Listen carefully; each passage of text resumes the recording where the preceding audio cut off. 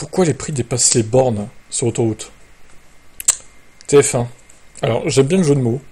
C'est pas mal, j'avoue. Donc, on va écouter. Alors, je ne veux pas l'image parce que on sait que TF1 a tendance un peu à striker, malheureusement. Même si on fait du React. Donc, on va juste écouter le son. Enfin, moi, je vais voir l'image, mais vous, au pire, je vous mettrai le lien en description pour aller voir. On écoute. Très plaisant.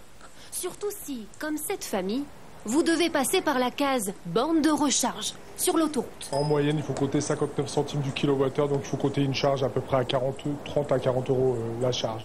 Pour recharger sa voiture électrique de 100 km, Jonathan doit débourser 12 euros, un tarif proche de celui de l'essence. Pourtant, pas besoin d'aller bien loin pour trouver nettement moins cher. Nous sortons de cette aire d'autoroute, direction la borne de recharge la plus proche, dans ce village. Ici, le prix du kilowattheure est plus bas, 8 euros pour 100 km, 30% moins cher que sur l'autoroute. Pourquoi un tel écart? Car les opérateurs de bornes de recharge répercutent sur leur prix la commission qu'ils reversent aux concessions autoroutières, presque 20% de leur chiffre d'affaires. Un montant justifié selon les sociétés d'autoroute. Si le prix est plus élevé sur une station de recharge sur autoroute, c'est parce que le service est aussi de meilleure qualité, dans le sens où la puissance délivrée est plus importante, donc le temps de recharge est plus court. En effet. Alors ça, désolé, mais il y a aussi des bornes hors autoroute qui sont très puissantes. Ouais, hein, vite fait l'argument de la puissance. S'il faut à peine 25 minutes pour une pleine recharge sur autoroute, c'est 3 fois plus long sur une borne classique, hors autoroute. La recharge à domicile est encore plus longue, toute la nuit, mais c'est aussi la meilleure façon de faire des économies. 4,20 € pour 100 km. Voire moins si t'as tempo. Alors, ils disent toute la nuit, c'est un peu un raccourci, je dirais.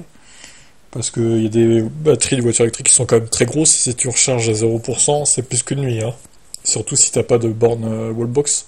Si t'es sur le secteur, bon, ça va prendre plutôt 3-4 nuits, quoi. Si tu recharges que la nuit, évidemment. Ça dépend évidemment de la quantité d'électrons que tu remets dans ta batterie et de la taille de la batterie. Bon, bah écoutez, j'ai pas grand chose à redire, hein. Pour l'instant.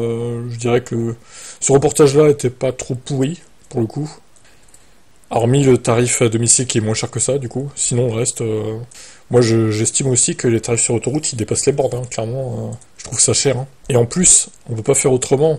Si vraiment on veut prendre l'autoroute, parce que, vu l'autonomie qui descend à vue d'œil quand on est à 130, on est obligé de se recharger, quelle que soit la voiture. Hormis si tu fais que 200 km par exemple, ça peut passer, mais bon, sur une traite.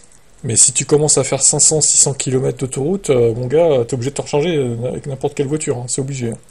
Aucune voiture électrique ne peut faire 600 km à 130 km/h, quoi. Pour l'instant, du moins. En 2024. Peut-être que dans 10 ans, ça sera possible, on verra. On attend évidemment avec impatience le futur reportage de TF1 mettant en scène les gens mécontents des VE qui repassent au thermique. Allez, ciao.